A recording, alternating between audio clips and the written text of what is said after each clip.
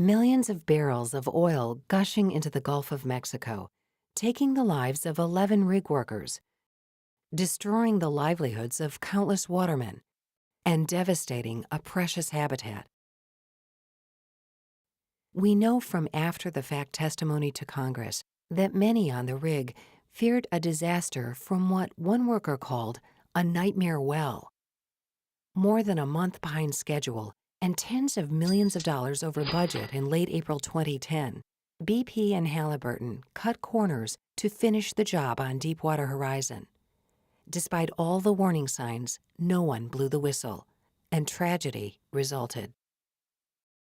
Endless miles of beaches soaked in crude, innocent wildlife killed, ecosystems destroyed, commercial fishing abruptly halted. It was the biggest oil disaster in our nation's history. But it didn't have to happen if someone had blown the whistle. Too often, workers are afraid to speak out, publicly or even anonymously behind the scenes, and with good reason. They fear losing their job, their paycheck, and being blacklisted from their industry. Here's what BP and the oil and gas companies don't want their workers to know. Many laws protect employees who blow the whistle on unsafe practices and wrongdoing on the job. There are laws that protect whistleblowers against retaliation, even laws that reward whistleblowers who expose corporations that defraud the government. But before you or someone you care about becomes a whistleblower, please know your rights.